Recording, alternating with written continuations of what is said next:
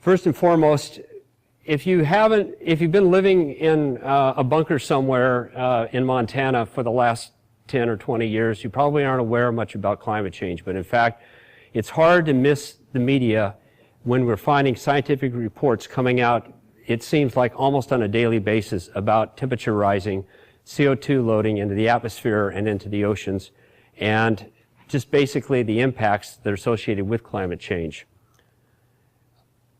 Of the last 17 years, 16 of them set a record. That is, each year was hotter than any year before on record. And this is a global phenomenon with local consequences. There's a group that started about, I guess it was around maybe 5-10 years ago, Bill McGibbon, this group called 350.org. And they were basically a climate education group, and they picked the number and name based on 350 parts per million as the sort of make or break point in terms of CO2 loading into the atmosphere. Well, this year broke another record. We had from Mauna Loa recording over 400 parts per million of CO2 in the atmosphere. Now, CO2 is a natural reoccurring phenomenon, but what's happened since the industrial age is human activities have loaded additional CO2 into the atmosphere and put things a little bit out of balance, or a lot out of balance. There's only two slides and you're going to see a lot of the graphs tonight that really matter, and it's these two slides. The one on the left is as you can see, and I don't know if this is going to show, but this slide is the CO2 concentrations that have been loading up into the atmosphere since the industrial age.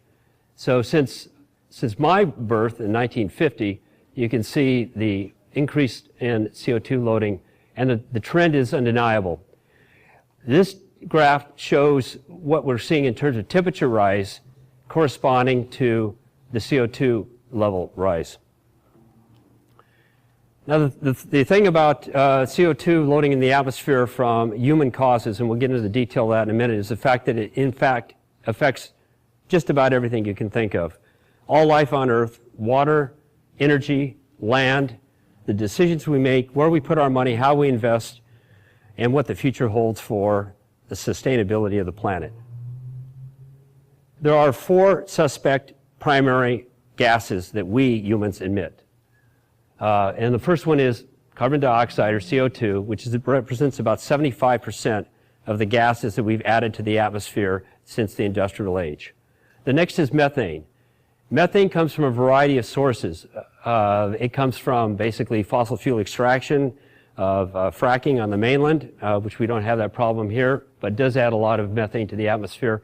Agriculture is a big problem with methane emissions. And landfills, which we do have here on island, are also sources of methane. But one of the more interesting aspects of methane contribution to the atmosphere in the last 100 years has been what we call a feedback loop, where we are actually, as we load carbon to the atmosphere, we raise the temperature of the planet, we start to melt the frozen tundra and ice caps. And these are locked with millions of tons of methane. And so as they melt, they release more methane into the atmosphere. The hotter it gets, as a result of the methane and CO2, the more they melt, and so on. And that's that feedback loop. Other minor gases, nitrogen oxide and fluorinated gases, are industrial and agricultural outputs. But if you notice, basically, that methane has 30 times the potency as a greenhouse gas that CO2 does. So even though it is less than 75%, it's only about 14 to 15%, it in fact is 30 times more potent. Good news is it doesn't stay in the atmosphere as long as CO2. We know that from man-made or human-made contributions to carbon dioxide in the atmosphere, energy, our residential commercial industries, and transportation are the main suspects. These graphs are mainland data, doesn't really apply directly to Hawaii. By example, we don't really have natural gas in abundance here, but petroleum or fossil fuel and coal are primary contributors to the energy mix here in Hawaii, and also diesel power plants here on the Big Island that are contributors to CO2 and other greenhouse emissions. Interestingly, solar, which at one time we were told would never be practical, would never be cost effective. It's like the same people that told us that basically putting seat belts in cars would be too cost prohibitive and put the car manufacturers out of business. Some of you are old enough to remember that. And the interesting part about the exponential rise in solar is its efficiency increases and the cost per kilowatt hour continues to reduce itself. So we're right now, solar is more cost competitive than coal and cost competitive with oil, and quite honestly, if we did the true cost analysis, more cost competitive than any fossil fuel that we have available to us today. Now, there's an interesting pushback. The tobacco industry convinced for 30 years the American public and lawmakers that tobacco was good for you. They had doctors that said that you could smoke and it'd never harm you. And finally came around to the conclusion, the science caught up with the rhetoric, and we know today that tobacco will kill you if you have enough of it. There's a $5 trillion fossil fuel industry out there annually that is working to convince lawmakers and the public that fossil fuels are good and they are harmless in terms of the energy mix. We know that scientifically to be false, and we know the consequences of continuing on the current path of being fossil fuel weighted in our energy mix. So what are the consequences in Hawaii and worldwide? Sea level rise is number one. It's an island state. That's got to be a major concern to us. Superstorms, these are storms that are fueled by naturally occurring storms and hurricanes that are fueled by CO2 emissions into superstorms, and the flooding of shorelines and erratic trade wind changes, declining rainfall, impacts on overall temperatures in agriculture, and this is important, the warming and acidification of the oceans. Bruce Anderson from DLNR is going to give us an excellent presentation on that. Okay, so these superstorms, this is the mainland, okay, and they once had a great view of the ocean. Now they have the ocean in their living room. Our neighbors to the east in the Pacific and low-lying islands are now on threat of having not only their islands wiped out, but their entire cultures as a result of climate change. Last year, actually this year, we had a repeat of last year where we had two dual hurricanes who had Big Island in its crosshairs. Fortunately, we didn't suffer as we could have potentially suffered. This is a satellite map of 2015, which was admittedly an anomaly year, but directly correlated to the load of CO2 in the atmosphere and the warming of the planet. Those are all hurricanes, all those sort of green and orange looking swirls, and in the middle is Hawaii. We know for a fact that Hawaii is continuing to be impacted increasingly by these superstorms and the rise of sea levels. This is a projection from University of Hawaii, the 20 to 50 year spread of impacts of water inundation into the low-lying areas in the Honolulu area. And the reason, of course, that there's a spread between 25 and 50 years is because the science is imprecise, but the science is absolutely dead certain that climate change is not a Chinese hoax. Okay, the other thing that we need to consider is the fact that here on the Big Island, we're going to be seeing the phenomenon of wet areas getting wetter and dry areas getting drier. Of course, the deepening of divisions of the climate zones in these areas are going to have deep impacts on our agricultural industry.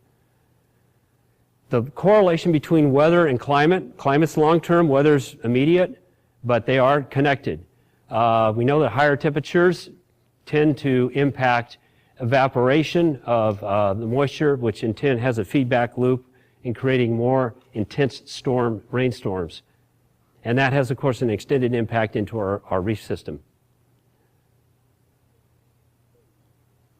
One of the new parts of the science, and as the science continues to evolve and continues to get scarier, quite honestly, the more we know, is the changes in the jet stream.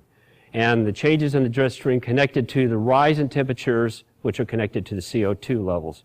The jet stream, of course, as you know, dries weather, and beyond driving weather, has a major impact on our trade winds, which we rely on to keep us cool. El Nino was and continues to be a natural phenomenon being supercharged by CO2 into the atmosphere. Now, we have a couple of environmentalists here in the audience, including my friend Steve Holmes from Sierra Club. And if you don't really believe in the environmental community, believe in DOD. Department of Defense believes that climate change is the #1 security risk today. Not Syria, not Russia, not China, but climate change. The impacts, of course, that they see is that climate change can increase the likelihood of international civil conflict, state failure, mass migration, and basically instability on the planet. These are social economic impacts that are driven by environmental changes. They're real, and quite honestly, the Department of Defense is very concerned about it. Now, the good news. We've got through all the scary stuff. Let's get to the good news. We have 200 countries that have nearly 200 countries that have gotten together, and since Kyoto in 1997, which was our first recognition of climate change as an issue to be addressed on a global level, have gotten together and signed off on the Paris Accord. The Paris Climate Accord is significant. Unfortunately, it's not binding in the context of there are no real penalties, but there are commitments by 200 countries, the major polluters, which, by the way, historically have been considered as a part of the solution, not players. China, India, Russia have all signed on to the Paris Accord. This is significant because it means that these countries, although they may not have, if you will, economic consequences for not meeting their CO2 reduction goals, they have public consequences. Anybody recognize this power plant? It's right there across the airport. That's courtesy of Helco, which is still, like many utilities, living in the past. Fossil fuel is important to them, and we have 3 excellent forums on energy, 2 from 2015 and 1 from this year, from September, all on our website, westhawaiiforum.org. And I encourage you, if you're interested to understand where energy policy is going, where Helco stands in energy policy change in the mix, go to our website and watch the forums, which you can do online. We have a solution here, and it's really, in my opinion, 3 parts. One is clean energy, energy being one of our major contributors to the global warming mix of emissions. And we have a robust clean energy economy if we follow through with our 2045 commitment to be a 100% renewable energy state. Infrastructure. We have to begin to think differently about infrastructure. Our airport's at sea level. Ali Drive's at sea level. You know, you can go on down the list. Hilo's at sea level. When we put our assets, our tax dollars into these infrastructures that are right at sea level, knowing that sea level is going to rise, I mean, it doesn't make a lot of sense. We really need to think differently. And we know that you're going to hear from some of the speakers today about some of the changes that are being considered in terms of policy and how we apply our resources going forward on infrastructure. Economic stability and sustainability is something that's important regardless of climate. But climate is a major factor.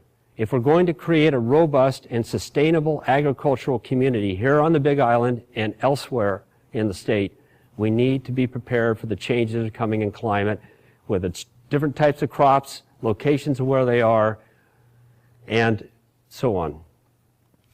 So I say we have really 3 major assets to making this work in Hawaii. One is our people.